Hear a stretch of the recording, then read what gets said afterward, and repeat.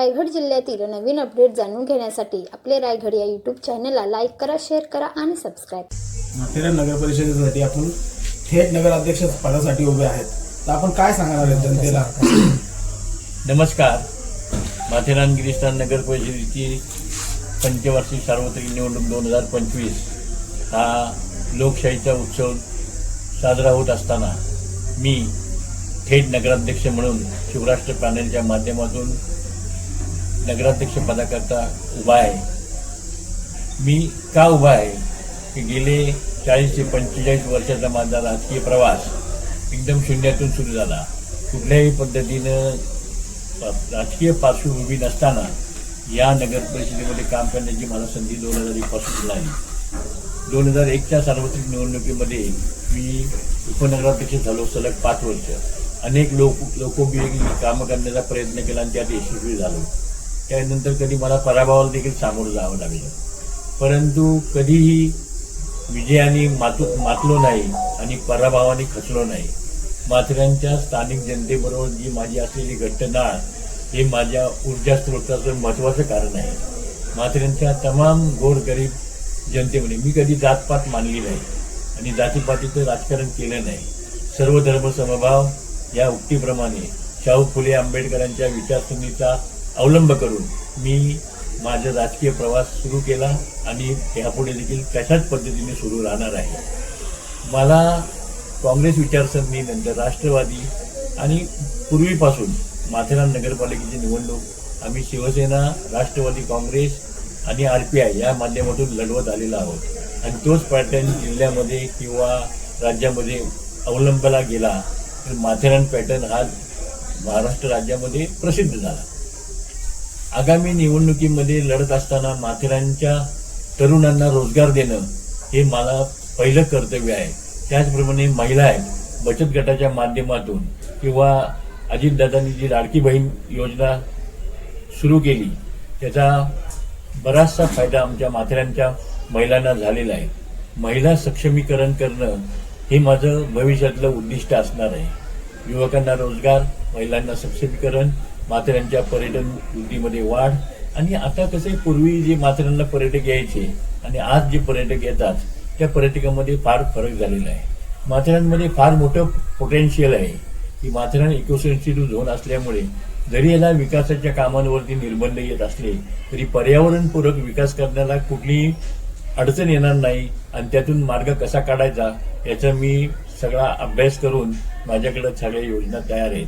माथेरानमध्ये adventures game सुरू करणं, माथेरानमध्ये हे ज्या पद्धतीने पर्यटक येतात ट्रेकिंग करता, पावसाळी पर्यटन वाढलेलं आहे. पूर्वीचं पर्यटन म्हणजे दिवाळी, नाताळ, मे महिना असायचा, पण आता पावसाळ्यात मोठ्या प्रमाणे पर्यटक येत असतात आणि पूर्वीच्या पर्यटन आणि आत्ताच्या पर्यटनामध्ये जो तफावत झाली आणि ह्याच्यापेक्षाही चांगलं मेडिकल टुरिझम असेल, एज्युकेशनल टुरिझम असेल किंवा डे क्राऊड असेल, स्कूल ट्रिप्स असतील किंवा तुमच्या IT कंपनीच्या कॉन्फरन्सेस असतील, या अनेक विविध प्रकारे पर्यटकांना आकर्षित करण्याच्या योजना माझ्याकडे आहेत आणि अशा पद्धतीने जेव्हा पर्यटकांचा ओघ माथेरानकडे वाढेल तर निश्चितपणे माथेरानकरांचं आर्थिक स्तर उंचावलं असेल.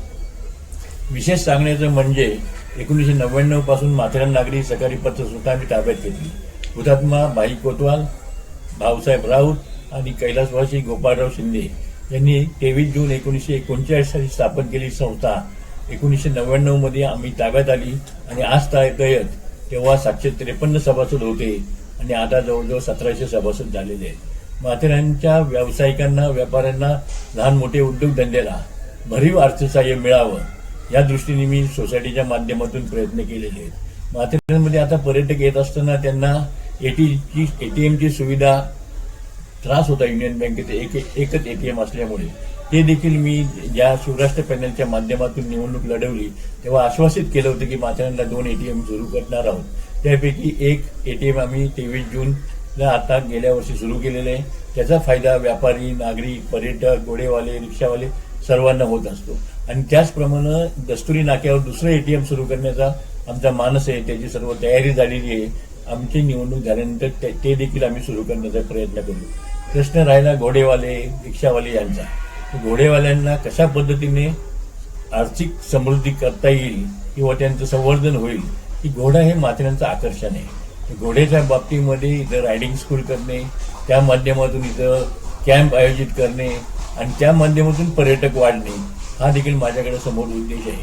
घोड्याच्या माध्यमातून माथेरानमध्ये उच्च प्रतीचे जॉकी तयार झालेत.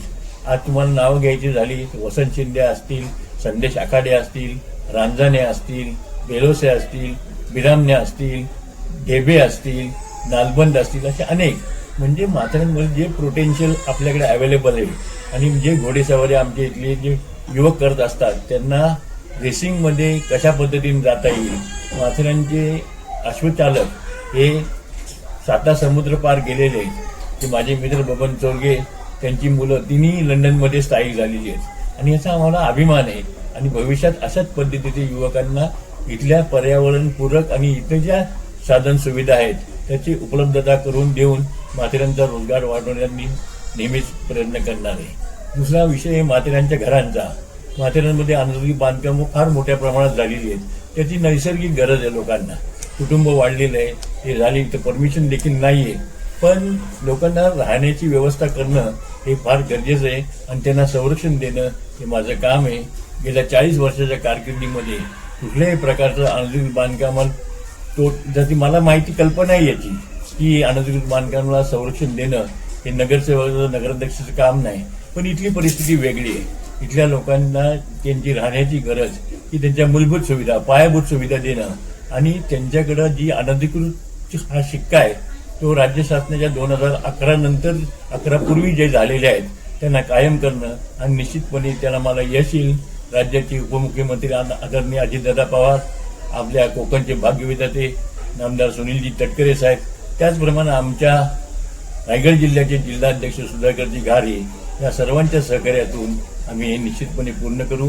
आम्हाला उद्धव बाळासाहेब ठाकरे, आदित्य ठाकरे आणि कर्जत तालुक्यातले उपजिल्हा प्रमुख नितीनदादा सावंत यांचं भरीव सहकार्य लाभत आहे. माथेरानच्या जनतेचा सततचा वाढता पाठिंबा मला मिळत असल्यामुळे मी आणि माझ्या समवेत असणारे 20 नगरसेवक निश्चितपणे निवडून येईल आणि मला त्याची खात्री आहे. आणि त्यांनी मला या ह्याच्यात विजयी केल्यानंतर त्यांच्या विश्वासाला कधी तडा दिला जाणार नाही याची मी आपल्याला शाश्वती देतो. जय हिंद, जय महाराष्ट्र. तुम्ही येणाऱ्या निवडणुकीमध्ये जनतेला काय आवाहन कराल? आता सांगितलं की सगळं सगळं झालं.